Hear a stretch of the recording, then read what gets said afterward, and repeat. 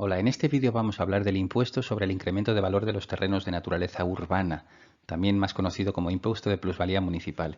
En concreto vamos a abordar tres conceptos fundamentales: el hecho imponible, la base imponible, la carga de probar la realización del hecho imponible, y también vamos a analizar la importante trascendencia que ha tenido la sentencia del Tribunal Constitucional 59/2017.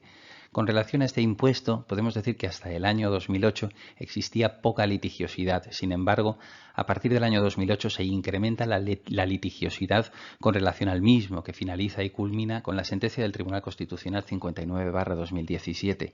En realidad lo que sucede es lo siguiente: antes de la crisis económica, lo frecuente era adquirir un terreno y transmitirlo con posterioridad por un precio superior al originario de adquisición. Sin embargo, a partir del año 2008, con la crisis económica, lo que sucede es que se venden terrenos por un precio inferior al de adquisición, es decir, compramos un terreno por un valor y lo vendemos por un precio inferior al mismo. En estos casos, los ayuntamientos siguen liquidando el impuesto de plusvalía municipal y exigen a los contribuyentes el pago del mismo. Es a partir de ahí cuando los contribuyentes se rebelan y consideran que no es posible, por cuanto que si se ha realizado una venta a pérdidas, difícilmente se puede exigir este impuesto. Este impuesto, el impuesto de plusvalía municipal o impuesto sobre el incremento de valor de los terrenos de naturaleza urbana, es uno de los impuestos de carácter local, uno de los impuestos que pueden exigir los ayuntamientos, junto con otros como el impuesto sobre bienes inmuebles, el impuesto sobre actividades económicas, el impuesto sobre vehículos de tracción mecánica o el impuesto sobre construcciones, instalaciones y obras. Bien, para entender este impuesto debemos atender a dos conceptos básicos fundamentales que deben ser entendidos para el estudio del derecho tributario y para entender cualquier impuesto: el concepto de base imponible y el concepto de hecho imponible. La regulación de este impuesto, del impuesto de plusvalía municipal, se encuentra en los artículos 104 y siguientes del Real Decreto Legislativo 2/2004, de 5 de marzo, por el que se aprueba el texto refundido de la Ley Reguladora de las Haciendas Locales. Como digo, debemos aprender a diferenciar claramente los conceptos de hecho imponible y de base imponible. El hecho imponible viene definido de forma general en el artículo 20 de la Ley General Tributaria, la Ley 58/2003. Este artículo nos dice que el hecho imponible es el presupuesto fijado por la ley para configurar cada tributo y cuya realización, la realización del hecho imponible, origina el nacimiento de la obligación tributaria principal. Así, por ejemplo, en el impuesto sobre la renta de las personas físicas, el hecho imponible es la obtención de renta. En el caso del impuesto sobre bienes inmuebles, el hecho imponible es la titularidad del derecho de propiedad sobre un bien inmueble, ya sea de naturaleza urbana, rústica o de características especiales. En el caso del impuesto sobre el incremento de valor de los terrenos de naturaleza urbana, el hecho imponible ha sido definido en el artículo 104, esta vez del texto refundido de la Ley de Haciendas Locales. Este artículo nos dice que este impuesto es un tributo directo, que grava el incremento de valor que experimenten dichos terrenos y se ponga de manifiesto a consecuencia de la transmisión de la propiedad de los terrenos por cualquier título o de la constitución o transmisión de cualquier derecho real de goce limitativo del dominio sobre los referidos terrenos. El concepto fundamental es el de incremento de valor que experimenta el terreno en el momento de la transmisión. Hemos comprado un terreno y lo vendemos con posterioridad. Pues bien, atendemos al incremento de valor que se ha producido en el momento de la transmisión. Junto al concepto de hecho imponible, debemos manejar también y entender el concepto de base imponible. La definición genérica de base imponible se halla contenida en el artículo 50 de la Ley General Tributaria, la Ley 58/2003. Este artículo nos dice que la base imponible es la magnitud dineraria o de otra naturaleza que resulta de la medición o valoración del hecho imponible. Esta base imponible puede determinarse por varios métodos: estimación directa, estimación objetiva o estimación indirecta. En realidad, la base imponible no es más que la cuantificación del hecho imponible. En el caso del impuesto sobre el incremento de valor de los terrenos de naturaleza urbana, la base imponible ha sido definida en el artículo 107 del texto refundido de la Ley de Haciendas Locales. Este artículo nos dice que la base imponible de este impuesto está constituida por el incremento de valor de los terrenos puesto de manifiesto en el momento del devengo y experimentado a lo largo de un periodo máximo de 20 años. En el caso de la transmisión de un terreno, el devengo se produce en el momento de la transmisión del mismo. El artículo 107.2a nos dice que el valor del terreno en el momento del devengo resultará de lo establecido en las siguientes reglas. A.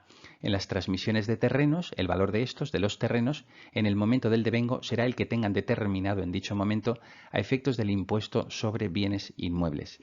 Si nos damos cuenta, tanto el artículo 104 cuando define el hecho imponible como el artículo 107 cuando define la base imponible utilizan la expresión incremento de valor. Lo que sucede es que cada una de estas expresiones debe ser situada en su contexto, es decir, incremento de valor cuando hablamos de hecho imponible e incremento de valor cuando hablamos de base imponible. Para ello, en primer lugar, es necesario determinar si se ha realizado o no el hecho imponible, es decir, si en el momento de transmitir la propiedad de la finca se ha producido o no un incremento de valor. En realidad lo que hacemos es comparar dos momentos, el momento originario de adquisición y el posterior momento de transmisión. En aquellos casos en los que exista un incremento de valor es cuando debemos acudir al artículo 107 para determinar la base imponible, es decir, para calcular el importe del impuesto, para cuantificar ese hecho imponible. Si no ha existido incremento de valor, si ha existido una minusvalía, no será necesario acudir al artículo 107 por cuanto nos encontraríamos ante un hecho no sujeto al impuesto porque no se ha realizado el hecho imponible. Bien, para entender esto debemos atender a dos ejemplos. El ejemplo 1 sería la compra de un terreno en el año 2010 por 30.000 euros y la venta del mismo terreno en 2020 por 50.000 euros. En este caso existe un incremento de valor, una plusvalía. Se compró por 30.000, se vende por 50.000. Ejemplo 2. Se compra un terreno en el año 2010 por 30.000 euros y se vende en el año 2020 el mismo terreno por 25.000 euros. En este caso existe una minusvalía de 5.000 euros. Pues bien, en este segundo supuesto los ayuntamientos seguían liquidando este impuesto y esto es lo que llevó a los contribuyentes a acudir a los tribunales para reclamar la devolución de los importes pagados más los intereses de demora, por cuanto si no existía un incremento de valor no era posible exigir este impuesto, no era posible liquidar el impuesto. El Tribunal Constitucional, en la sentencia 59/2017, lo que hace es declarar la inconstitucionalidad de tres artículos. La inconstitucionalidad del 107.1, la del 107.2a y la del 110.4. Nos centramos en la inconstitucionalidad de los dos primeros artículos a los que hemos hecho referencia, el 107.1 y el 107.2a. En este caso estamos hablando de preceptos que sirven para determinar la base imponible del impuesto. ¿Qué nos dice el Tribunal Constitucional en esta sentencia? Determinado también su alcance posteriormente por el Tribunal Supremo en otra sentencia, la 1163/2018, algo muy lógico. Nos dice que la inconstitucionalidad declarada es parcial y nos dice que estos artículos solo son aplicables en aquellos supuestos en los que el obligado tributario no ha conseguido acreditar, no ha logrado acreditar que en la transmisión del terreno no ha existido incremento de valor. Nos dice el Tribunal Constitucional que se tiene que acreditar que no existe una capacidad económica susceptible de ser gravada. Por tanto, si existe incremento de valor, aplicaremos este artículo 107 para determinar la base imponible.